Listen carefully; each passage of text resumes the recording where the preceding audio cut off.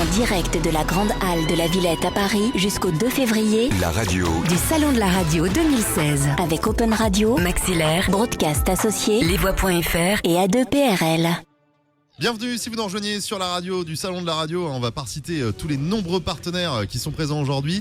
Journée spéciale Belgique avec une conférence qui vient de démarrer juste derrière. Franchement, c'est énorme ce qui se passe. Rejoignez-nous ici du côté de la Villette. Si vous êtes sur Paris, vous nous écoutez sur la RNT, également sur le www.salondelaradio.com. Et puis, je vous rappelle, pour les Twitter addicts, le hashtag Salon Radio sur Twitter. Il y a des messages là, qui s'affichent ici, là, juste en bas, voilà, on a un retour caméra. Et bien sûr, parmi les gens qui ont permis de rendre tout ça, cette magie possible, il y a Broadcast Associés. J'ai le plaisir de recevoir Sylvain Cavet, bonjour. Bonjour David. Et Fabrice Gauthier. Bonjour. Les deux têtes pensantes de Broadcast Associés, c'est une longue histoire maintenant, je pense que dans le paysage radiophonique, tout le monde vous connaît. On va commencer par lequel, peut-être par Fabrice, il aime bien parler, Fabrice. Honneur aux anciens. Broadcast Associés, juste pour l'historique, on va pas faire le Wikipédia de Broadcast Associés, mais c'est quoi un petit peu l'histoire pour ceux qui ne vous connaîtraient pas encore? Alors c'était il y a 11 ans, l'association de Sylvain Cavet et moi-même, on s'est rencontrés autour d'un consulting, autour d'un groupe média. Chacun y allait de son consulting.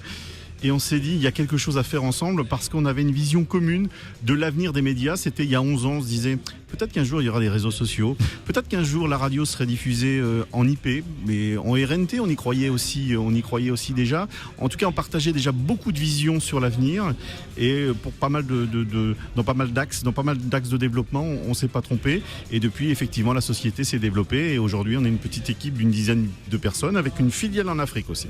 Et tout ça grâce à en fait une rencontre, comme ça peut se faire ici d'ailleurs. C'est aussi pour ça que le Salon de la Radio existe. C'est pour que des gens puissent se rencontrer, que des idées puissent émerger. Sylvain, aujourd'hui, Broadcast Associés, vous faites quoi exactement ? Broadcast Associés, en fait, on est un bureau d'études en technologie.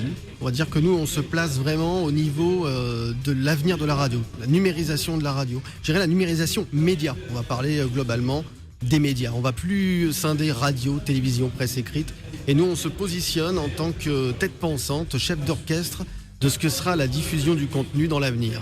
Donc on trouve les moyens technologiques, les bonnes briques technologiques, et on fait ce qu'on appelle dans notre jargon la glue, c'est-à-dire mettre la colle entre toutes les briques pour fabriquer un écosystème qui fonctionne et qui permette de diffuser du contenu, principalement maintenant dans les métiers du web, sur les canaux du web. On reste la FM bien sûr et la RNT. Mais voilà, c'est ça, on est pluridisciplinaire et OTT, on est tout canaux. Alors je vais me faire un petit peu l'idiot de l'histoire. Ouais. Par exemple, vous êtes chez vous là, vous regardez sur le www.salondelaradio.com la télé, ou la radio filmée, la radiovision. On va y revenir dans quelques instants, Fabrice, parce qu'il faut bien utiliser le bon terme, sinon je vais me faire encore taper sur les doigts et je pourrais pas aller à la buvette, ce qui sera très embêtant. Il faut que j'arrête de parler de cette histoire de buvette quand même. Je suis patron d'une radio locale, d'une radio régionale, et puis aujourd'hui, je cherche à développer mon audience, peut-être les réseaux sociaux, peut-être que j'ai envie de faire de la radiovision, que mes studios soient filmés. Qu'est-ce que vous pouvez faire pour moi ? Ça part de l'installation des studios jusqu'à l'ensemble des prestations ? Ça part, on va dire, d'un positionnement de consulting. C'est-à-dire qu'on va analyser vraiment le besoin du client, lui dire où est-ce que vous voulez vous projeter et l'aider aussi à se projeter. Parce que très souvent, en fait, ils sont un peu pris au dépourvu, ils ne savent pas vraiment comment se positionner dans l'avenir. Donc nous, en fait, on va faire une analyse des besoins et puis lui trouver des idées. Alors là, c'est Fabrice aussi qui, de par son rôle, on va dire, de consultant éditorial, va se positionner en disant tiens, on pourrait faire ceci, cela de telle manière, et moi je vais trouver le moyen technique derrière avec les équipes de fabriquer ce système là. Vous allez pouvoir repenser tout le studio, installer le matériel. C'est carrément une refonte totale, et voilà. Alors dans quelques cas, lorsque les radios sont déjà installées, on va dire de façon confortable, on peut rajouter des choses, c'est surtout le but, des caméras, des systèmes, et puis bâtir autour de tout ça quelque chose qui soit ergonomique, quelque chose qui fonctionne. Mais voilà, c'est principalement là qu'on se met. Du consulting, de la rédaction en fait de besoins, et ensuite on va dire soit nous faisons l'intégration nous-mêmes, très souvent on nous le demande, soit c'est par des tiers. Mais souvent on fait l'intégration jusqu'à terme du projet. Et jusqu'au traitement de son que tu vas aller régler, affiner. Moi j'ai vécu Merci, ça David. Certaines matinées avec Sylvain Cavet qui te dit Parle, continue à parler. Je suis en train de régler. C'est vrai que c'est toujours un moment très agréable parce que c'est vrai que vous restez de toute façon toujours très proche avec vos clients. C'est une collaboration qui est sur le long terme. C'est pas juste on vous appelle, vous faites les choses. En général, il y a un suivi, Fabrice. Tout à fait. Ça fait 11 ans qu'on est fidèle à nos clients et que nos clients nous sont fidèles. On en a de plus en plus, heureusement.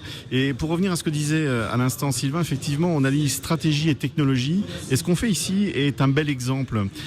Si on regarde bien cette radio de salon, c'est le savoir-faire de quelques sociétés qui sont présentes sur ce salon et on a fait la glue au milieu de tout ça.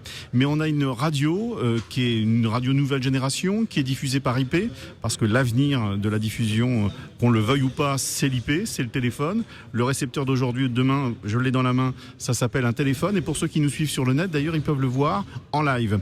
Et quand on va s'arrêter de parler, il y a tout un programme qui va se mettre à défiler avec ce qu'on appelle les données associées. Les médias vont fonctionner avec un maximum de données associées et c'est vraiment là notre positionnement et c'est ce qu'on essaie de traduire à travers cette expérimentation avec toute l'équipe de Maxillaire. Et je crois que bientôt d'ailleurs on va sonder l'audience, si je dis pas de bêtises, sur tablette, également sur les smartphones, etc. C'est vrai que c'est l'avenir. On en parlait déjà l'année dernière, l'année d'avant avec vous ici même, puisqu'on a eu l'occasion de vous recevoir sur la radio du Salon de la Radio. Et c'est vrai que petit à petit, les choses avancent et on se rend compte que vous avez raison. C'est pas toujours facile à dire la vérité, d'autant qu'il y a un marché, que ça évolue très vite, qu'aujourd'hui il y a une économie à travers des façons de fonctionner. Ça ne veut pas dire que le hertzien va disparaître tout de suite, non. Mais il y a une tendance qui est là. Le hertzien fait ce qu'il peut pour essayer de rester dans l'actualité, mais il est évident qu'il y a des nouveaux canaux de diffusion. Il faut prendre ça comme étant une opportunité. C'est l'avenir est en route et il faut se mettre dans le bon train. Et puis prendre des solutions complémentaires, comme ici on le voit, des caméras. Alors, je parlais tout à l'heure de radio filmée, et puis je me suis repris, j'ai dit radiovision. Le terme, c'est quoi exactement et comment ça se passe? C'est quoi exactement la radiovision? Fabrice, je te laisse avancer, allez, vas-y. Il a bien parlé, on l'avait dit. On est en pleine convergence média, effectivement. La télé commence à faire de la radio, la télé, la presse écrite travaille de plus en plus sur l'audio et la vidéo. D'ailleurs, on a nombreux clients, nous, dans la presse écrite. Simplement, les réflexes de consommation doivent rester maîtres. Quel est le maître dans la radio? C'est l'audio. Oui. À partir de ce moment-là, on a tout compris. L'audio doit rester le maître et après, on va y rajouter des données associées. La vidéo est l'une des données associées. Quand la radio a quelque chose qui lui manque, c'est-à-dire l'image, parce qu'il y a une émotion, il y a une image. Par exemple, là en ce moment, ceux qui ont l'image comprennent ce que je suis en train de faire. Ceux qui sont à la radio en RNT, ils vont avoir du mal. Eh bien, je suis en train de montrer un smartphone pour ceux qui nous écoutent en audio. Il y a des moments où l'image manque. Il faut montrer ce qu'on a envie de montrer.